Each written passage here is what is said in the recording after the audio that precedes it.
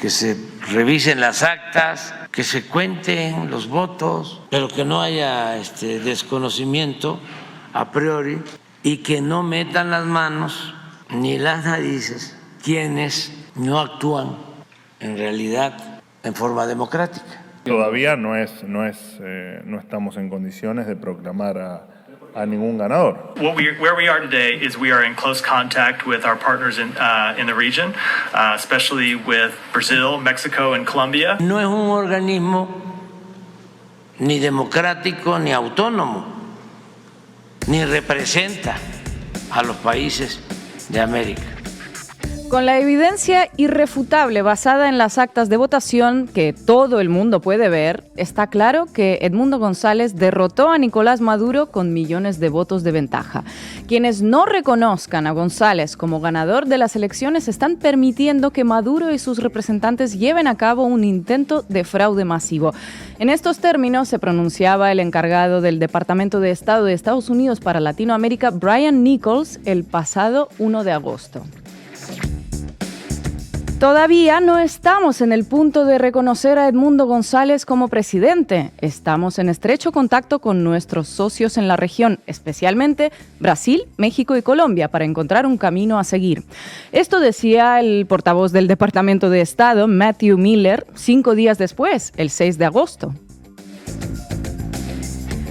Todos podemos confirmar que, sin lugar a dudas, el legítimo ganador y presidente electo es Edmundo González Urrutia, escribía la canciller argentina Diana Mondino el pasado 2 de agosto.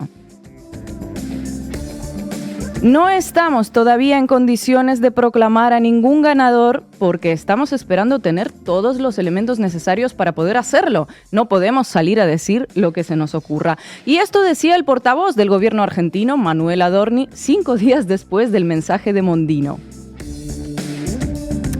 En esta última semana, el proceso de recogida de cable con respecto a Venezuela ha sido notorio, en algunos casos incluso algo increíble. ¿Qué se está moviendo entre bastidores? Y sobre todo, ¿quién está moviéndose ahí donde no llega Twitter? Mientras la Organización de Estados Americanos pedía, a través de su secretario general Luis Almagro, que la Corte Penal Internacional presentara orden de captura contra Nicolás Maduro, un nuevo polo de diplomacia surgía en la región. Brasil, Colombia y México han capitaneado el esfuerzo negociador para solucionar la crisis en Venezuela al margen de la OEA, que, como el dinosaurio del cuento de Monterroso, cuando despertamos todavía estaba allí. Una entidad que tiene la particularidad de gestionar las crisis con unas recetas tan gastadas como antidemocráticas. La OEA sigue apostando por sus statements y declaraciones habituales, pero parece que no surten el mismo efecto que antaño. ¿Qué ha pasado en estos días para que Estados Unidos, la Argentina de Milei o la Unión Europea se inclinaran por la cautela antes que por la oleada de reconocimientos de Edmundo González? Lula da Silva tiene un papel protagónico. Junto con Petro y AMLO impulsó un diálogo en un momento en el que todo parecía encaminado a un escenario que podríamos llamar Guaidó 2.0, aunque esta vez con al menos un señor que sí se ha presentado a unas elecciones contra Maduro. Lula habló con Macron, habló con Gabriel Boric y al menos de momento convenció a la comunidad internacional de esperar una solución institucional y basada en el diálogo. Bueno, hoy hablaremos de un nuevo eje de la diplomacia latinoamericana que surge en contraposición al viejo, el de la OEA, el de regime change, las sanciones, los cercos diplomáticos y las imposiciones en nombre de los intereses del Departamento de Estado. Bienvenidos y bienvenidas a La Base. La Base.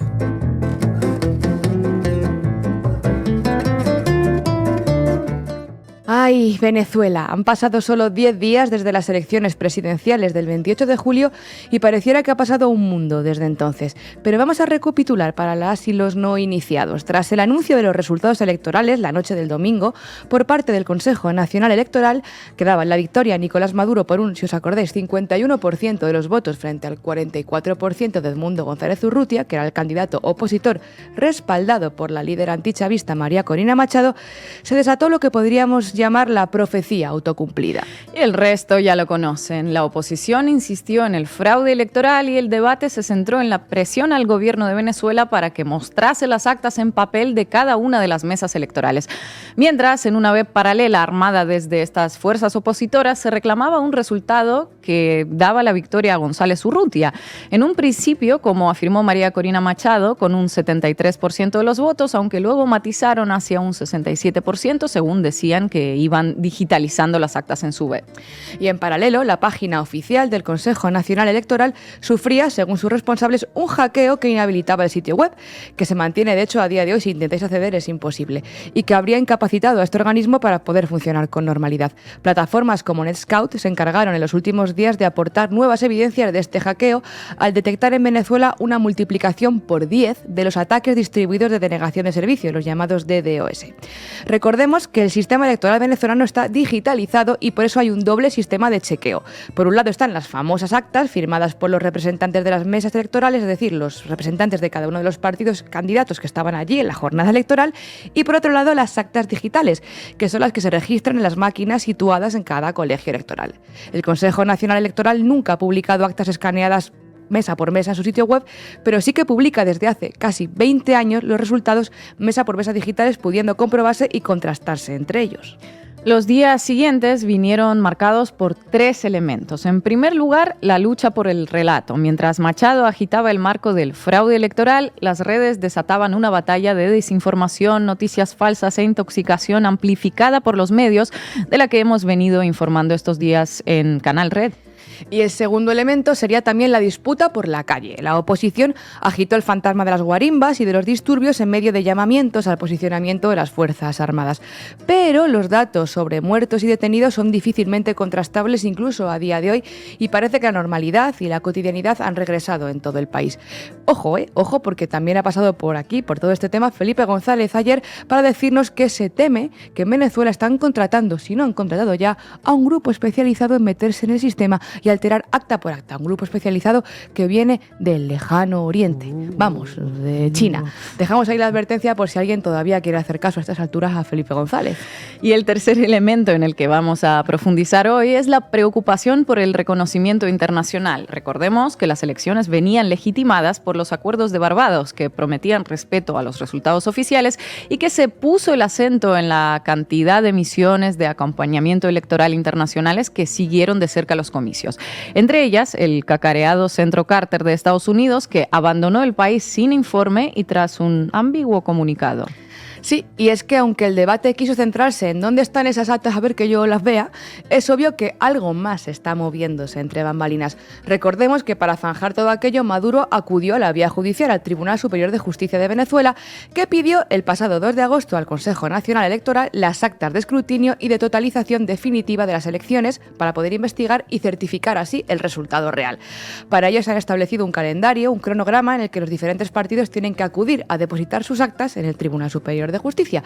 El primero en hacerlo fue el propio Consejo Nacional Electoral, que consignó ante el tribunal las actas de las 30.036 mesas que se instalaron el 28 de julio pasado, el acta de totalización y también el acta de adjudicación y de proclamación.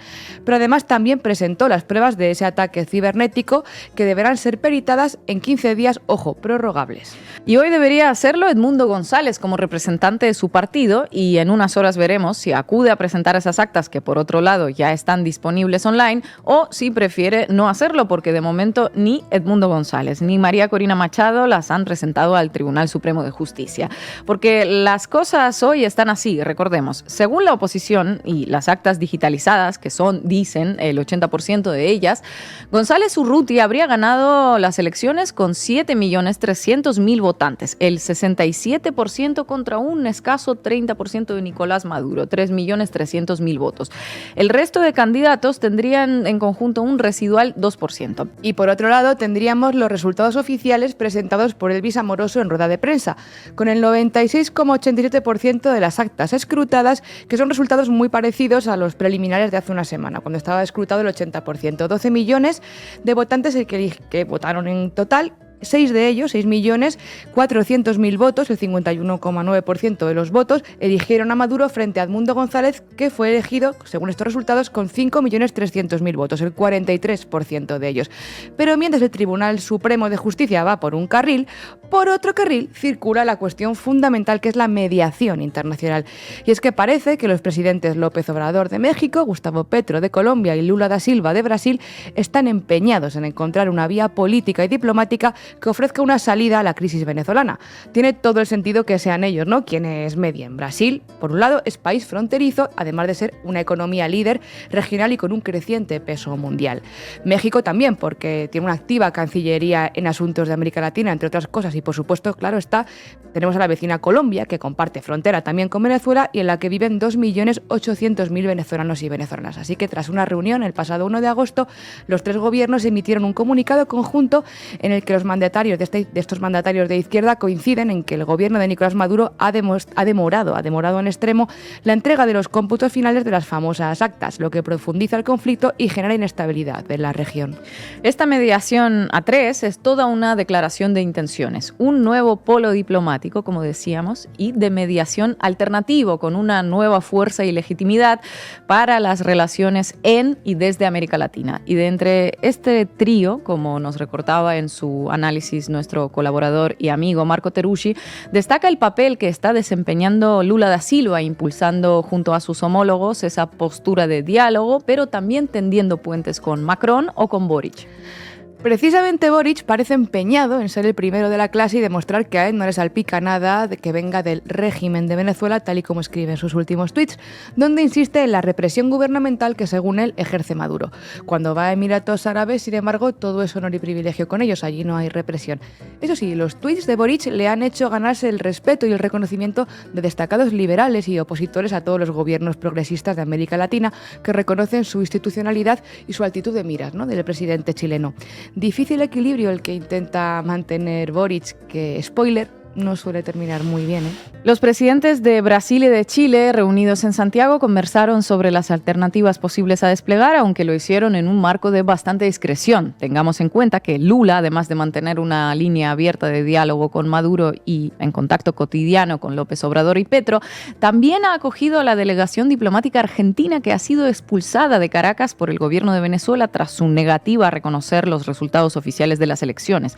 Otras 6 delegaciones, por cierto, han sido también expulsadas. Chile precisamente, Costa Rica, Perú, Panamá, República Dominicana y Uruguay. Y también planea la posibilidad de que haya una mesa de diálogo con estos protagonistas que estamos mencionando y que desde allí se plantee una auditoría internacional al proceso electoral con la participación de especialistas, lo que podría abrir una negociación para nuevos comicios o incluso podría poner los mimbres para el diseño de un proceso de transición. Lo que está claro es que hay algo que se mueve, como tú decías, Ina, y que además lo hace en parámetros que deja esquinados a los viejos árbitros de la diplomacia y de las relaciones internacionales en la región, demasiado acostumbrados quizá a obedecer o a servir en el patio de atrás de Estados Unidos. Porque de hecho hasta ahora, contrariamente a lo que se ha contado en los medios de comunicación, los países que han reconocido como presidente electo a Edmundo González Urrutia no son tantos, ¿eh? Y es que ya lo hemos dicho en anteriores análisis, el escenario no es el de hace 6 ni 10 años, ni en Venezuela, ni en América Latina, ni en el mundo. El acercamiento de Maduro a los BRICS, tal y como ha dejado caer en sus últimas declaraciones, podría ser un riesgo justo en un momento en que su viraje hacia la liberalización económica le había hecho ganar puntos de cara a sus relaciones con Estados Unidos.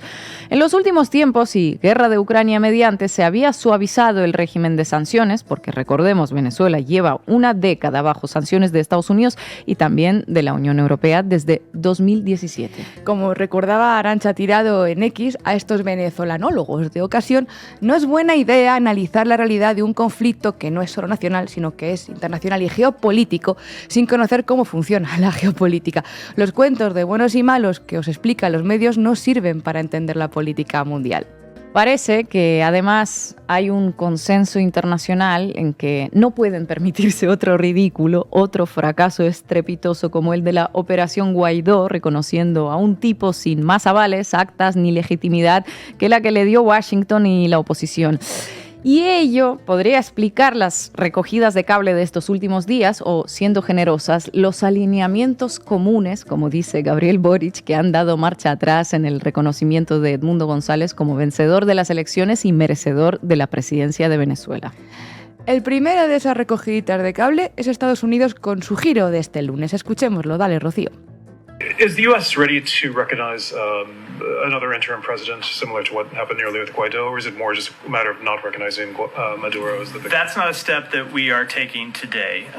Where we are today is we are in close contact with our partners in the region, especially with Brazil, Mexico, and Colombia, about a path forward.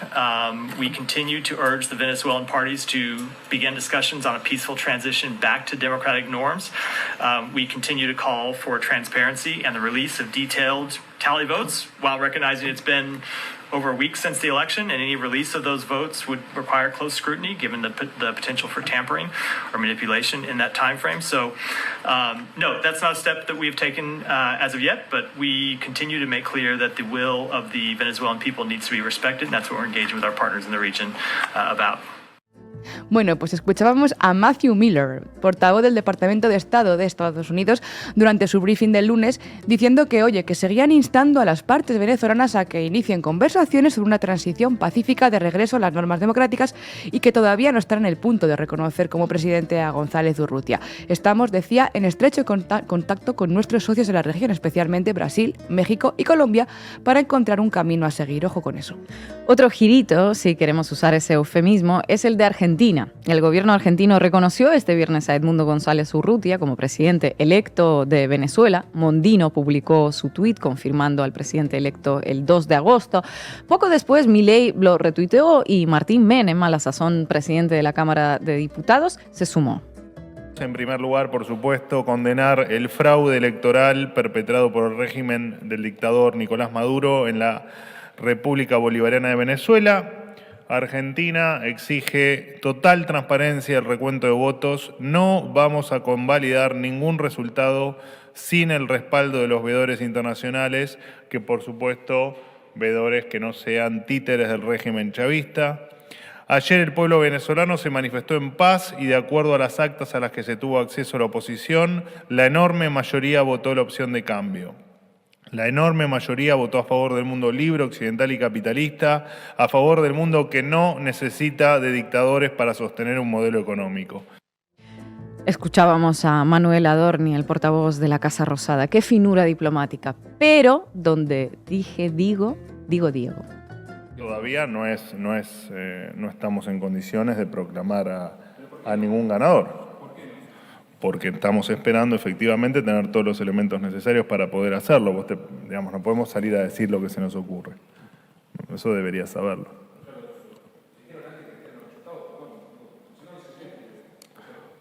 No hay que no se entiende. El gobierno, antes de los resultados supuestamente fraudulentos del gobierno Maduro, supuestamente Argentina ya había declarado fraude. El propio Javier Milei hizo un posteo antes de los resultados, repito, supuestamente fraudulentos, ya diciendo que se tiene que ir, con lo cual digo, aunque usted no lo quiera ver, el gobierno ya confirmó de que fue fraude. Por eso le pregunto. ¿Y qué tiene que ver? ¿Por qué no lo proclaman al mundo?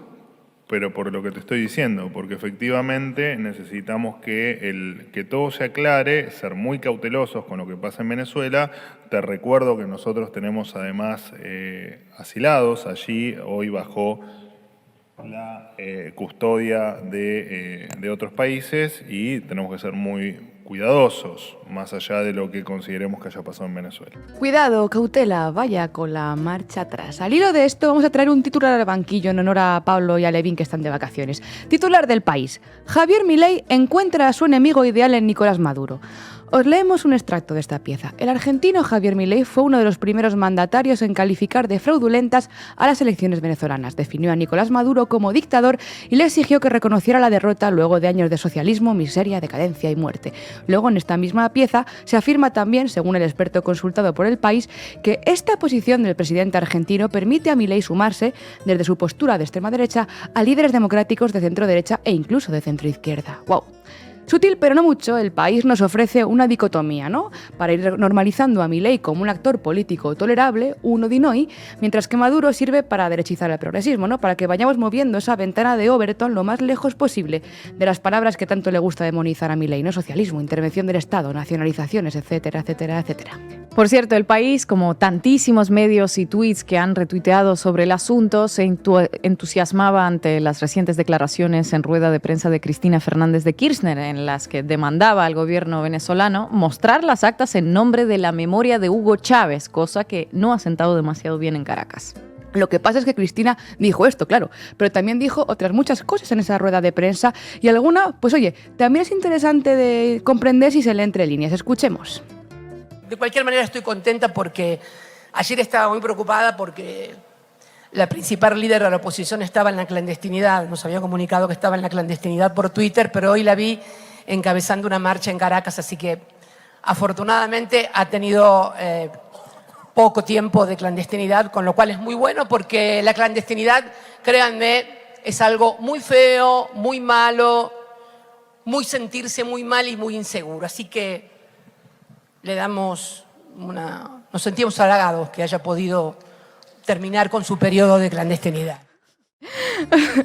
Porque a Cristina le alivia mucho saber que María Corina puede seguir llamando a las Fuerzas Armadas y al pueblo a movilizarse y a salir a la calle, porque ella misma también puede salir a la calle, no está en la clandestinidad, como dejaba caer, porque es que es una clandestinidad un poco rara esta de María Corina, en la que entra y sale cuando ella quiere. En fin, vamos con más reacciones. Perú, dice Dina Boluarte, ojito. Otra que también. El Perú, a través del Ministerio de Relaciones Exteriores, ha condenado enérgicamente en el proceso electoral venezolano, destacando la falta de transparencia y la manipulación de los resultados, expresó. Y añadió, acá lo que impera es el respeto a aquella voluntad de cada ciudadano venezolano en esa fiesta democrática. Con fiesta democrática se refiere Dina Boluarte a las elecciones. A las elecciones que ya no ganó, dicen, ¿no, Ina? Eso sí que es tener la cara más dura que el cristal de un Rolex. Pero vamos, que en estos días corren muy buenos tiempos para la práctica oportunista de subirse a esa ola de democratización, a ver si gana uno, pues oye, la legitimidad que no le han dado las urnas, como a Dina Boluarte, o el reconocimiento de los jefes, o unos cuantos likes en internet, ¿no? Veremos qué pasa los próximos días, aunque como consuelo, compañera, te comentaré que parece que ya deja un poquito de oírse esa oleada de influencers que nunca opinan de nada, pero que se han sumado a la causa democrática de Venezuela y de los derechos humanos, pero oye, solo cuando les coincide, qué casualidad, con la agenda que le marcan las élites de Madrid o desde Miami. Y eso también, ¿no? Ese silencio podría ser un síntoma de que la presión y que las negociaciones pues están cambiando de cauces. Eso es, no podemos prever qué se mueve entre bambalinas, como decía, esas negociaciones y esa mediación a 3 bandas, México, Colombia, Brasil, así como estas recogidas de cable que estamos viendo. Pero lo que queda claro es que hay aquí un actor, un elemento, una organización que ha pretendido ser durante décadas el sumo inquisidor, árbitro y referente para la región latinoamericana y que debería estar un poquito preocupado.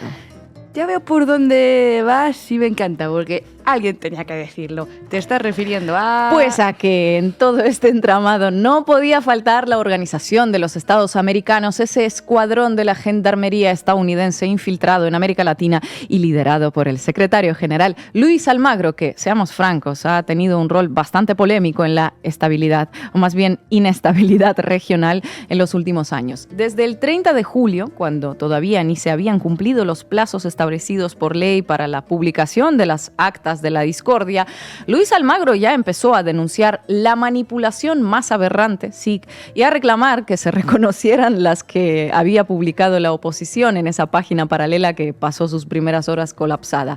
Teniendo en cuenta que el comando de campaña opositor ya presentó las actas por las que habría ganado la elección y el madurismo, incluido el Consejo Nacional Electoral, aún no ha podido presentar las actas por las que habría ganado, resulta imperioso conocer sobre la aceptación de Maduro de las actas en poder de la oposición y, en consecuencia, aceptar su derrota electoral, reza el comunicado oficial del organismo. Un plan sin fisuras. El único poder electoral está tardando en presentar las actas, así que procedamos a reconocer como ciertos los resultados que dice haber sacado la gente que yo quiero que gane, sin más comprobaciones, titubeos ni formalismos, que no hace falta.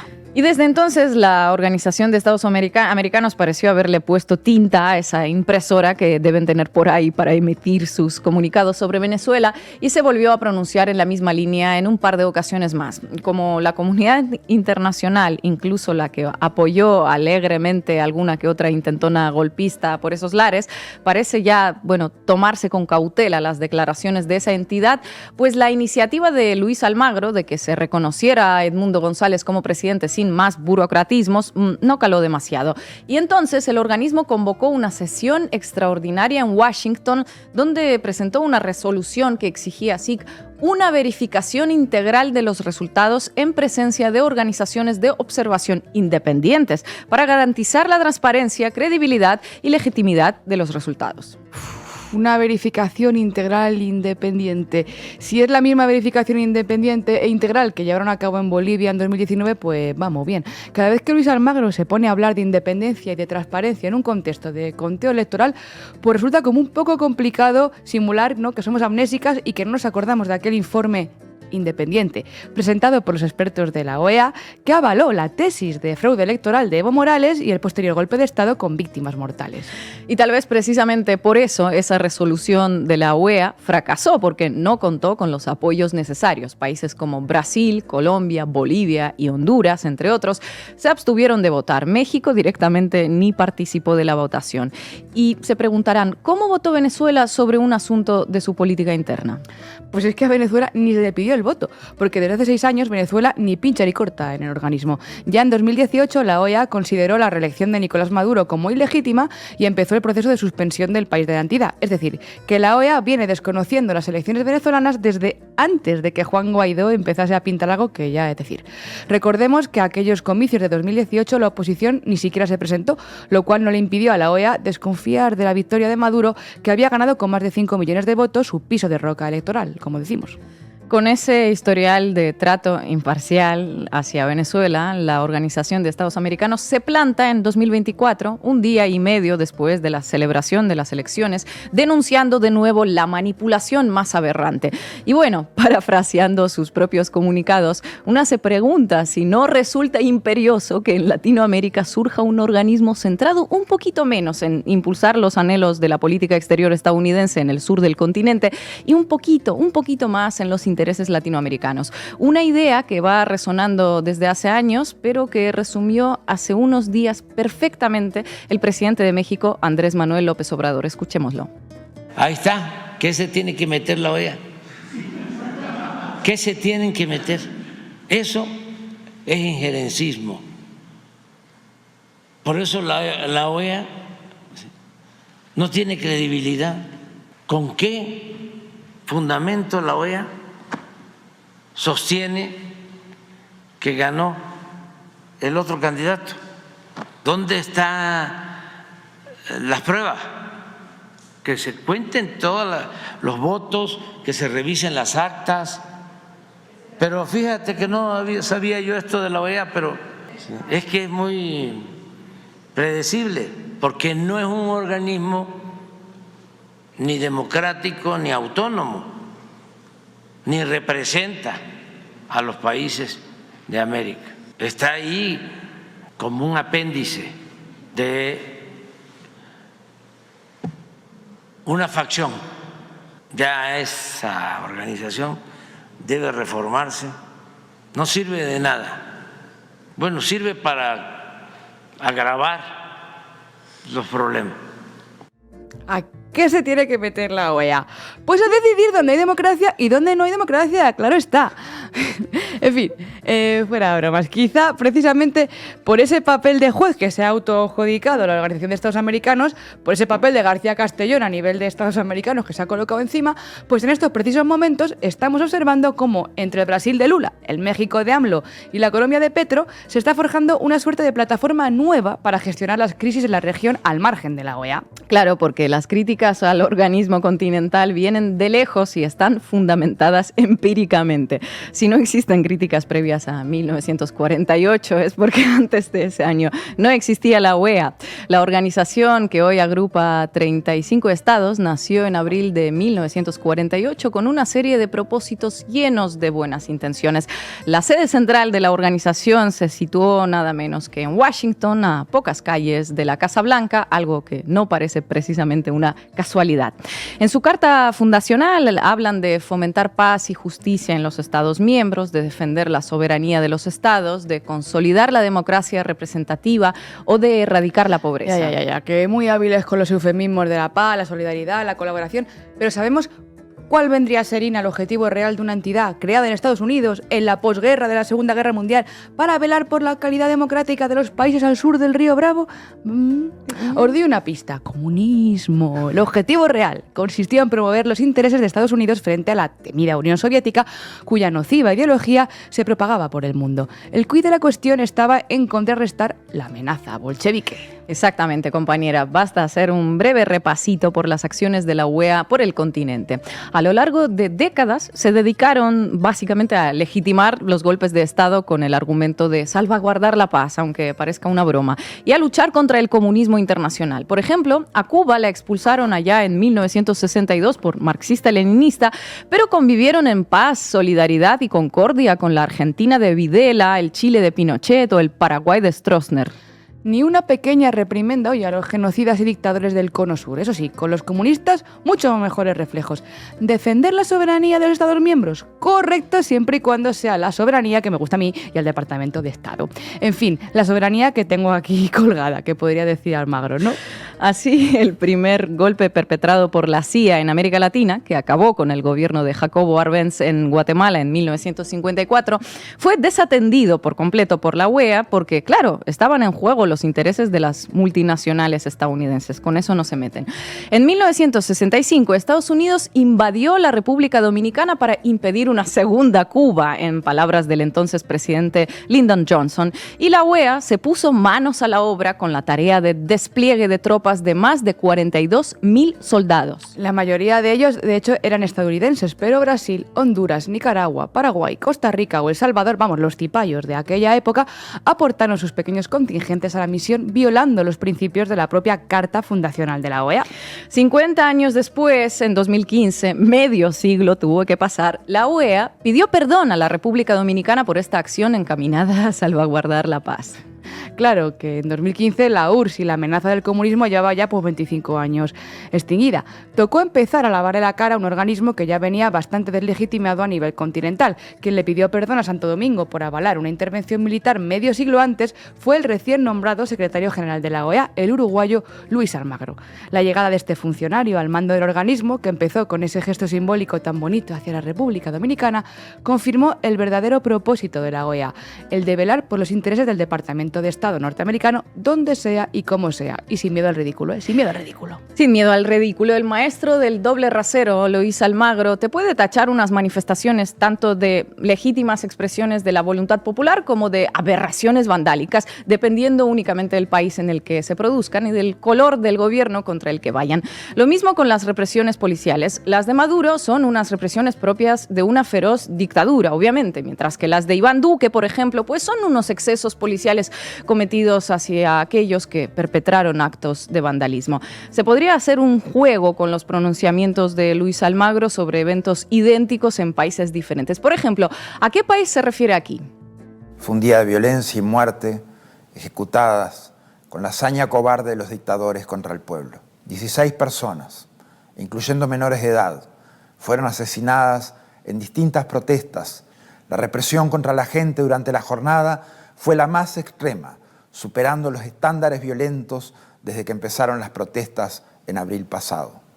En términos de estimaciones electorales de la jornada, es evidente que el gobierno está tratando de disfrazar la realidad, de disfrazar de éxito y de fiesta cívica lo que en realidad fue un tremendo fracaso. Un sistema de partido único, entendido como un mecanismo automático de ejecución de la voluntad de la cúpula dominante por y para servir a sus intereses, que reprima y amordace cualquier opinión contraria por la vía del temor, la imposición y la represión.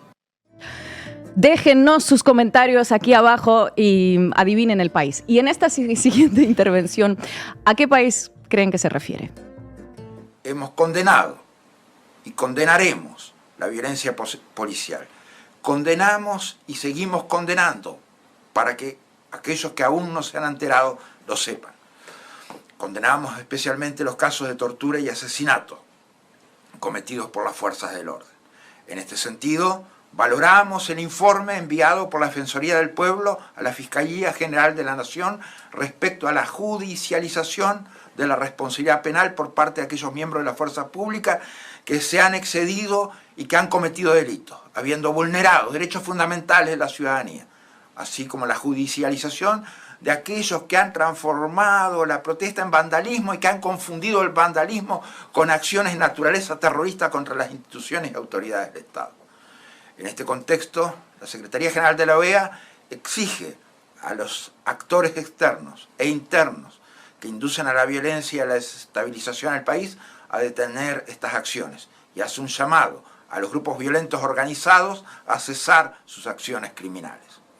La Secretaría General de la OEA está siempre dispuesta a ayudar a fortalecer la institucionalidad democrática de los Estados miembros. Ya sabéis, querida audiencia, ¿qué país se trata? Os animamos a jugar a este juego, que mola, ¿eh? El caso es que el retrato de este señor no estaría completo sin mencionar la cúspide de su carrera en la Bolivia de 2019. Tal y como vosotras y vosotros seguramente sabéis, Evo fue derrocado y obligado a huir de Bolivia cuando las fuerzas militares de su país le sugirieron renunciar al cargo. Después de eso, Yanín Áñez se autoproclamó presidenta interina en un parlamento semivacío al que entró con una Biblia descomunal en las manos, con todo lo que ello tiene de metafórico, de simbólico y de significativo. Y Almagro no solo evitó calificar lo sucedido de golpe de Estado, sino que acusó directamente a Evo Morales de haber cometido un fraude electoral. Y para sustentar esta tesis, la organización emitió un informe tan extenso como incapaz de fundamentar mínimamente su acusación.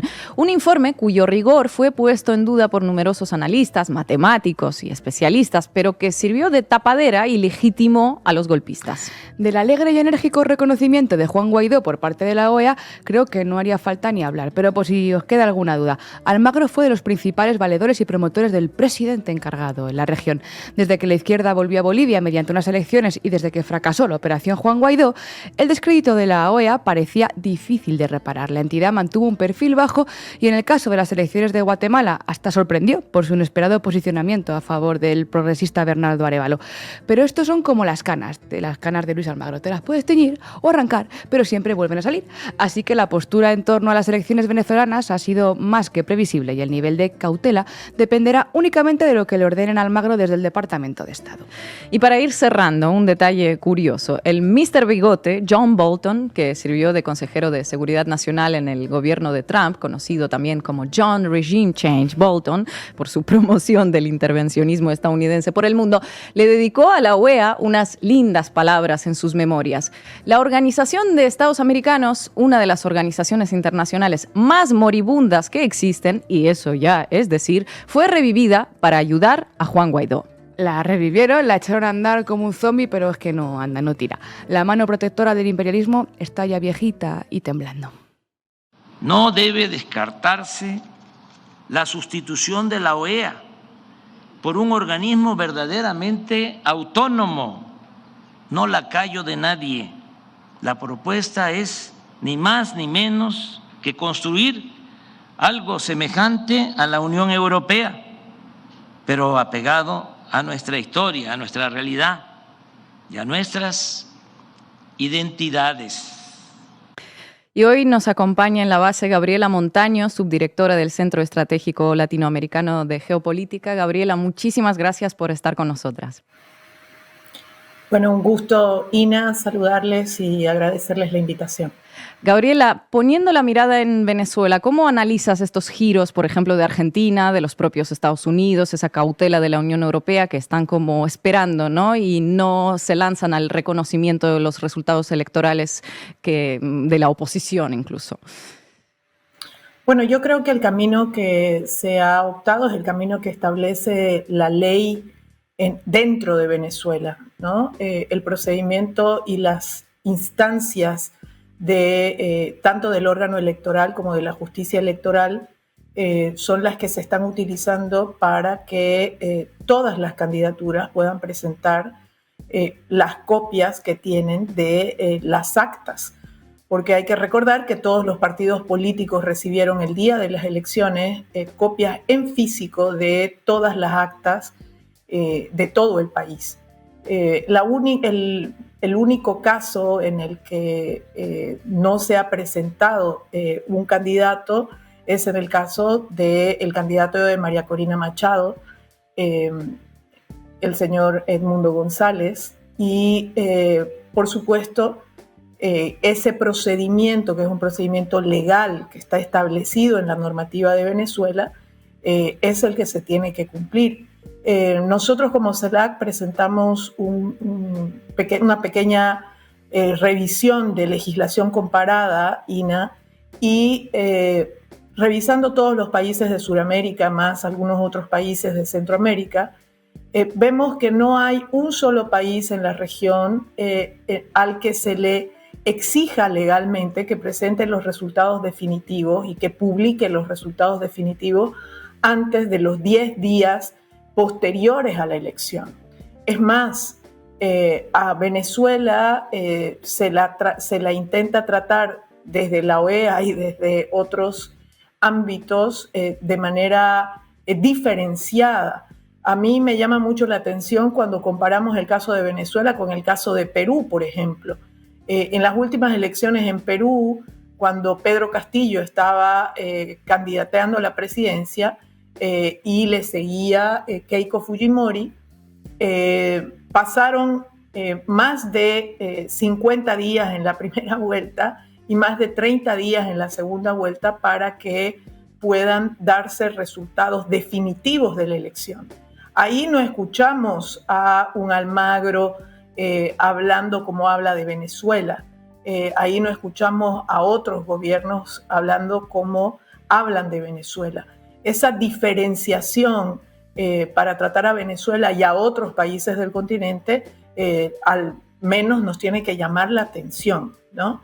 En el caso de los últimos posicionamientos en relación a Venezuela, creo que tiene que ver con que se está llevando adelante el procedimiento legal y constitucional establecido en Venezuela y por lo tanto les ha quedado poco margen a quienes inicialmente habían salido a gritar fraude a menos de 24 horas de concluido el proceso electoral, y tanto el PSV como otras 8 candidaturas han presentado toda la documentación respaldatoria con la que cuentan para que las instancias del ámbito electoral puedan hacer su procedimiento.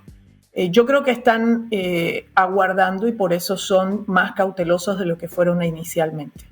Sin embargo, Ina, lo que ahí quiero decir es que cuando uno ya salió a sembrar la astilla del fraude en Venezuela, es difícil que le llegue en la misma intensidad la información a la gente de los retrocesos que han habido sobre sus propios pasos y sobre sus propias palabras por parte de funcionarios del gobierno, por ejemplo, de Javier Milei. No llega con la misma intensidad que llegaron las palabras de fraude electoral, ¿no? Buenas tardes, Gabriela, un placer saludarte. Yo te quería preguntar, ¿cómo valoras ahora mismo, que también lo estamos tratando hoy en la base, el papel que tiene la OEA en América Latina? ¿Tú dirías que podríamos estar hablando ya de un declive irreversible en su capacidad de influencia en la región?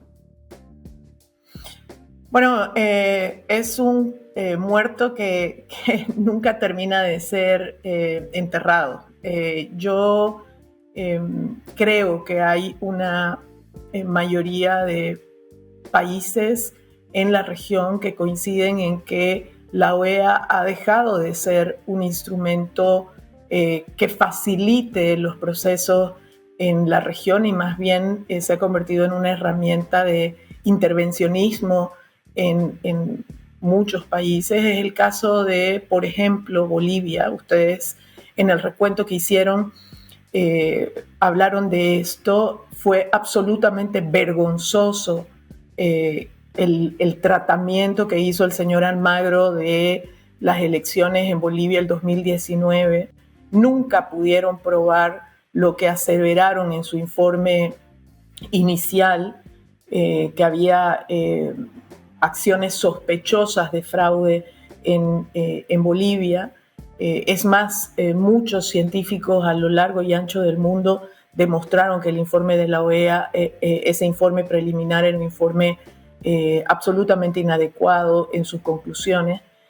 Pero sin embargo, la OEA, a pesar de que tiene todos esos antecedentes, a pesar de que han habido esfuerzos enormes de gobiernos como el gobierno del presidente Andrés Manuel López Obrador para sellar el fin de la OEA, no termina de irse y no termina de ser reemplazado por la CELAC.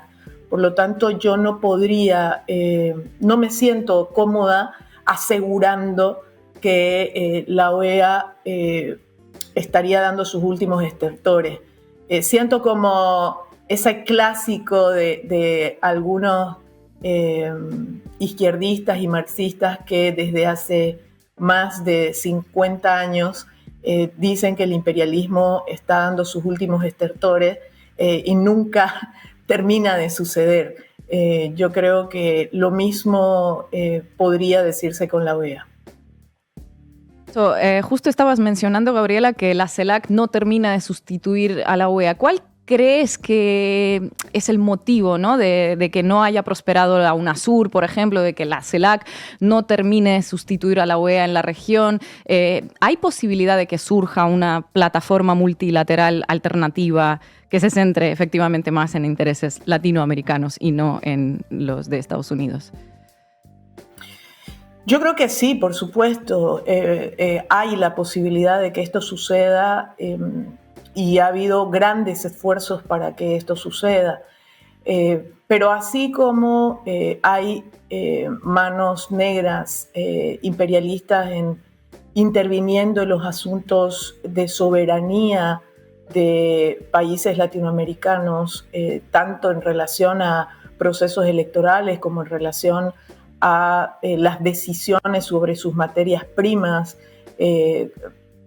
también hay este mismo intervencionismo en relación a los espacios multilaterales de encuentro de nuestros pueblos, de nuestros estados, de nuestros países en la región.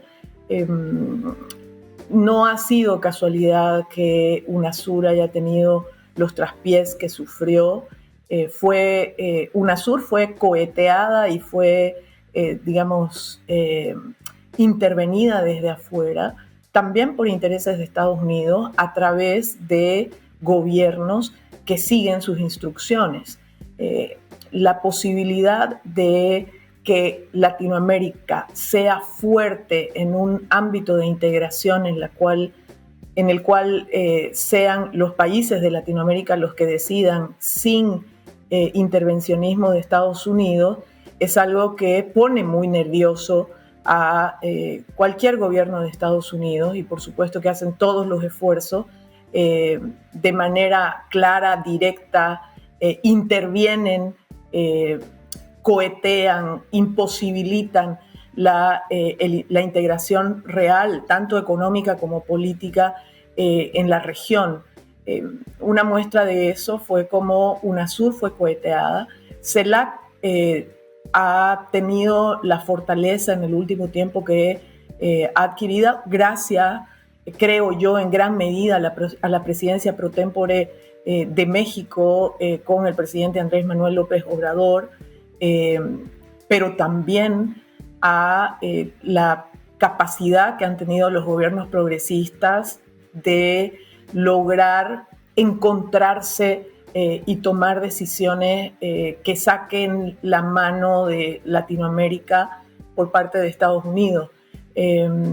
Yo tengo una preocupación, sin embargo, Ina, en ese sentido. Han habido varios eventos políticos en el último tiempo que lo que han generado es que haya cierto tensionamiento entre gobiernos progresistas de la región, ciertas dificultades también a la hora de poder comunicarse. Y claro, Estados Unidos está intentando que el tema de las elecciones en Venezuela sea otro elemento que pueda profundizar las diferencias y las tensiones entre los propios gobiernos progresistas de la región. Y yo creo que eso no hay que permitirlo. Yo creo que tiene que haber una capacidad de los gobiernos progresistas en Latinoamérica de encontrar equilibrios y puntos medios que no profundicen tensiones entre ellos, ¿no? Pues Gabriela, antes de despedirte, no nos podemos aguantar de hacerte esta última pregunta, porque bueno, Bolivia y tú concretamente sois, si me lo permites, un referente, ¿no?, en materia de lucha y de visibilización de la violencia política por razón de género, que es una cuestión fundamental, ¿no?, pues para la politología feminista en todo el mundo. Entonces, te queríamos preguntar, ¿tú cómo valoras, por ejemplo, que se instrumentalice el género de candidatas, como ha pasado con María Corina Machado, aduciendo que tienen un perfil feminista, ¿no?, para justificar sus liderazgos? Bueno, yo creo que hay que valorar a una candidata mujer, no solamente por su condición biológica o física, sino por las propuestas que hace. María Corina Machado ha sido absolutamente conservadora a la hora de hablar de los derechos de las mujeres frente a poderes inmensos como el de las iglesias, y por lo tanto es muy difícil que con posturas de este tipo pueda plantearse a sí misma como una candidata feminista. Hay, sin embargo, la utilización no solo en Venezuela, sino en todo el mundo, de unas corrientes feministas liberales que, por supuesto, no debaten ni discuten el fondo de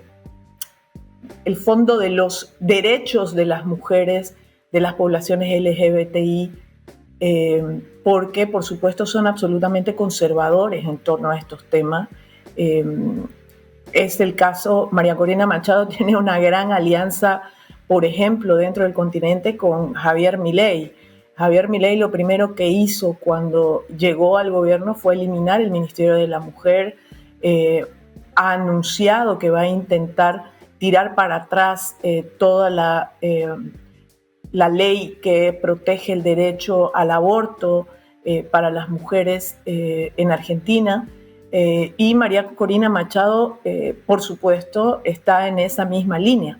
Entonces, yo no considero a una mujer como María Corina Machado una feminista. Yo creo que es una mujer que utiliza su identidad biológica para intentar cooptar las preocupaciones de una generación que tiene su vista puesta sobre temas como los derechos de las mujeres, de la población LGBTI, del medio ambiente, etc. Y esa utilización no es la que va a aplicar en caso de que fuera autoridad o en caso de que fuera, digamos, la principal aliada de un presidente, como es el caso de Venezuela.